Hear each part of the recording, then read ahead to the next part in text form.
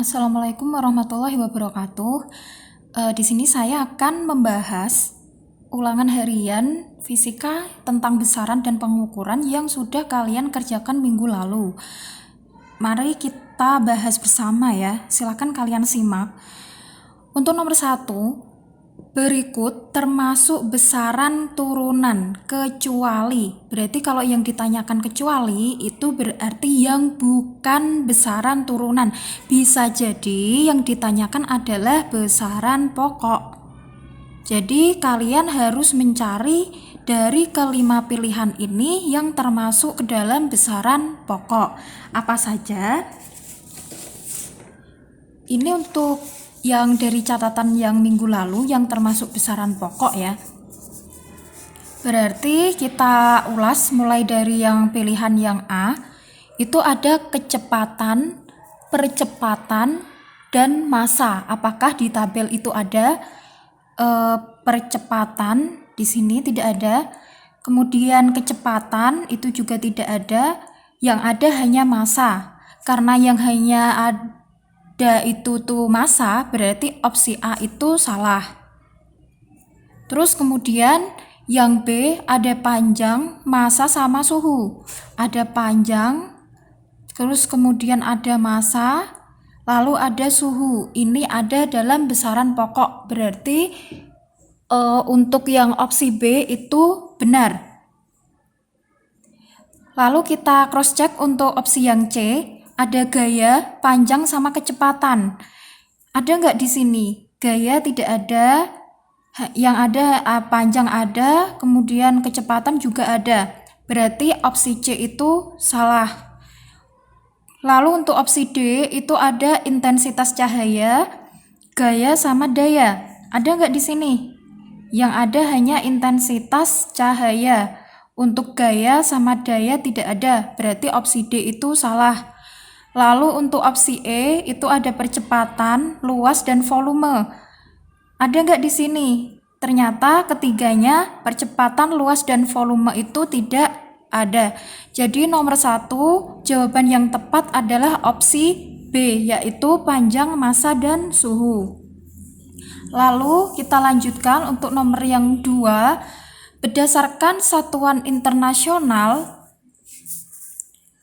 satuan dari besaran massa, daya, dan usaha adalah, nah ini ada massa. Satuan massa adalah di sini ada kilogram. Kalau disingkat itu lambangnya kg. Berarti untuk jawaban massa itu adalah kilogram. Lalu untuk yang daya, nah daya sama usaha itu masuk ke besaran turunan. Berarti di sini ya, di tabel yang ini untuk daya kita lihat. Nah, di sini ada daya di sini ya. Ini daya. Nah, di sini daya itu ada watt. Watt bisa juga dituliskan kilogram meter persegi per sekon pangkat 3 atau bisa juga joule per sekon. Itu satuannya dari daya. Berarti bisa kita tuliskan di sini ya. Itu bisa watt, bisa juga kilogram meter persegi per sekon pangkat 3 atau joule per sekon. Itu satuannya daya. Lalu satuan usaha, ini ada usaha. Usaha sama energi itu sama ya, satuannya adalah joule.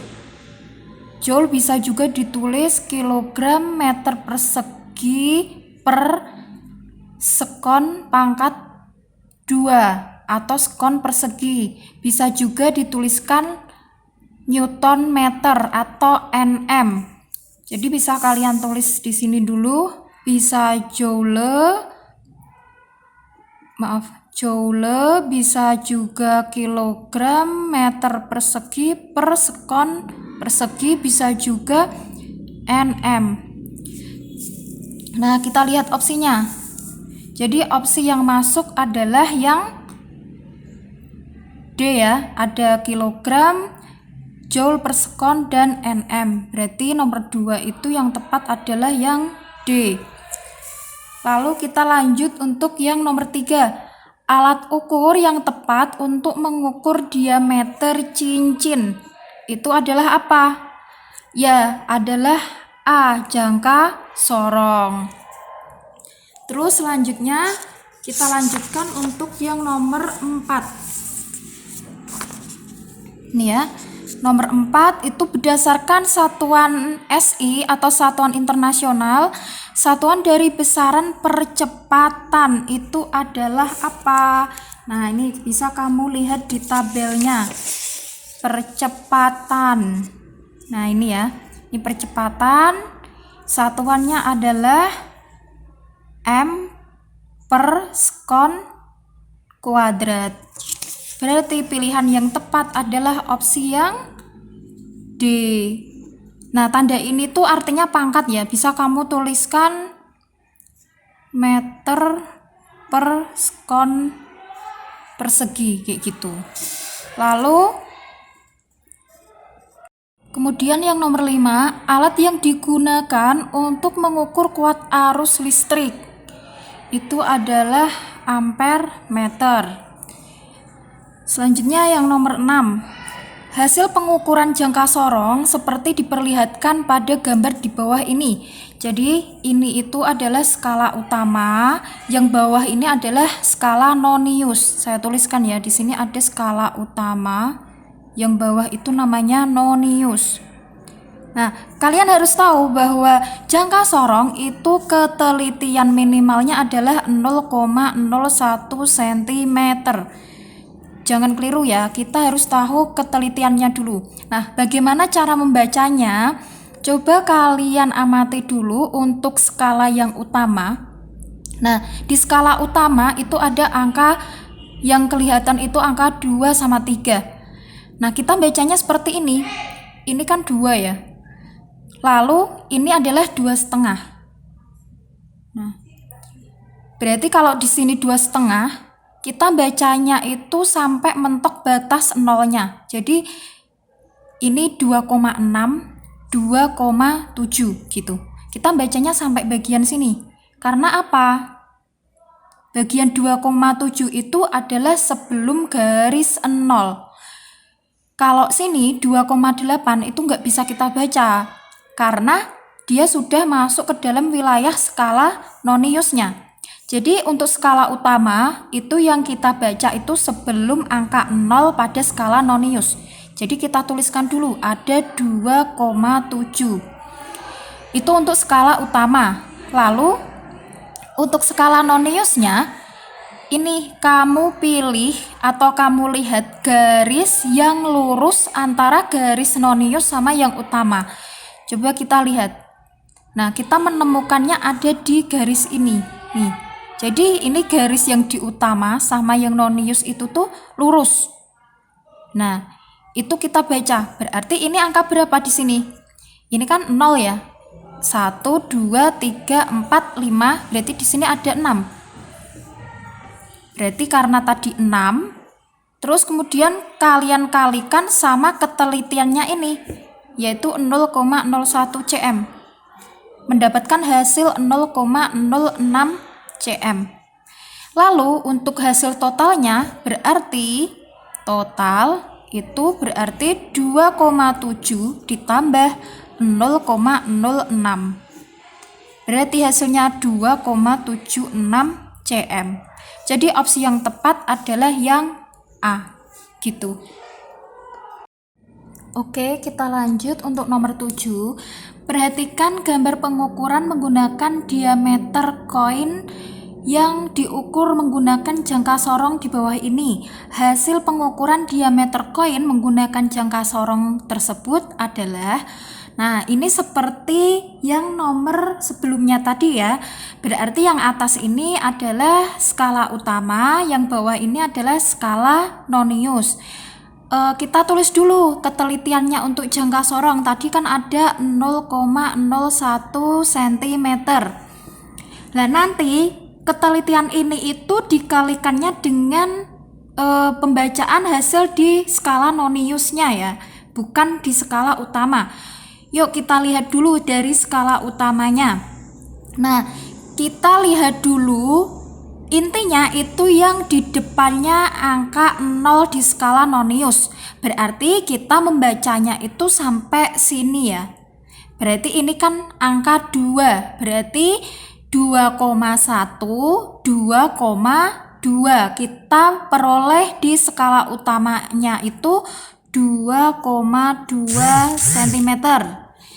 Lalu untuk yang skala noniusnya, kita lihat garis yang sejajar atau garis yang menempel ya, yang antara skala utama sama skala noniusnya itu yang mana? Nah, kita peroleh ada di sini. Nah, ada di sini ya. Itu berarti berapa itu? Di sini kan ada 5 nih. Berarti 6, 7, 8. Nah, kita tulis 8 dikali ketelitiannya 0,01 cm, itu kita peroleh 0,08 cm. Berarti totalnya itu 2,2 ditambah 0,08. Kita peroleh 2,28 cm. Berarti opsi yang paling tepat adalah yang E. Terus kemudian untuk yang nomor 8,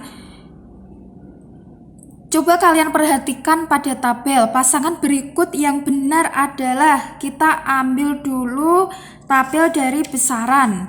Nah, itu tentunya adalah besaran pokok ya. Nah, di sini sudah ada jumlah zat, itu satuannya mol. Kita cross check apakah betul jumlah zat di sini. Oh ya, ini satuannya mol. Berarti yang nomor 1 itu benar. Kemudian suhu itu Celcius, apakah benar? Ini ya, suhu. Ternyata suhu itu satuannya itu Kelvin, bukan Celcius. Berarti yang nomor 2 ini salah.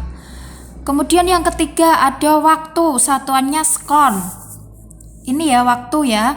Di sini ada sekon. Oh, ternyata benar. Berarti yang nomor 3 itu benar. Kita cross check untuk yang nomor 4 dan 5. Yang 4 itu ada panjang, di sini satuannya kilometer. Apakah benar? Ternyata panjang itu satuan bakunya adalah meter, bukan kilometer. Berarti yang 4 ini salah. Kemudian yang kelima itu ada massa. Massa di sini satuannya gram. Apakah betul? Kita cross check. Massa itu satuannya yang benar berdasarkan satuan internasional adalah kilogram. Berarti ketika di sini gram, berarti ini salah. Jadi yang tepat adalah, oh ini salah.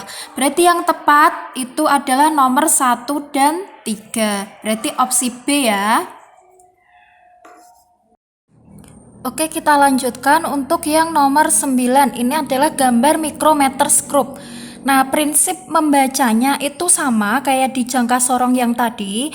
Di sini itu ada skala non utama. Yang ini adalah skala utama. Nah, yang ini itu adalah skala nonius. Nah, kalian harus tahu bahwa ketelitiannya dari mikrometer skrup itu 0,01 mm. Kalau di jangka sorong tadi kan 0,01 cm ya. Kalau di mikrometer skrup itu 0,01 mm. Nah, sekarang kita baca. Kita baca dulu untuk yang skala utama di sini ya. Nah, ini kan ada angka 4. Nah, di sini ini itu adalah setengahnya. Jadi sebelum angka yang tertutup sama garis ini itu masih kita bisa baca. Berarti ini 4, ini kan setengahnya. Berarti bacanya 4,5. Jadi skala utamanya kita peroleh 4,5 mm. Kemudian skala noniusnya di sini kan ada 45 nih. Nah, yang segaris itu kan di sini ya. Nah, yang segaris itu di sini berarti ini adalah 46. Jadi kita peroleh skala Noniusnya 46, kita kalikan ketelitiannya ini tadi 0,01 mm, kita peroleh 0,46 mm.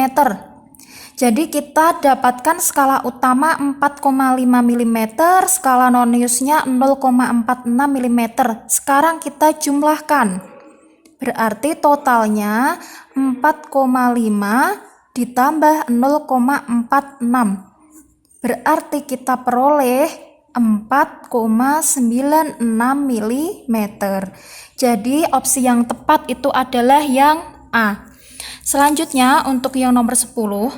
Seseorang mempunyai sebuah pipa berbentuk silinder berongga dengan diameter kedalaman. Nah, ini kata kuncinya ada di kedalaman yang belum diketahui. Alat apakah yang digunakan oleh orang tersebut untuk mengukur kedalaman sebuah pipa?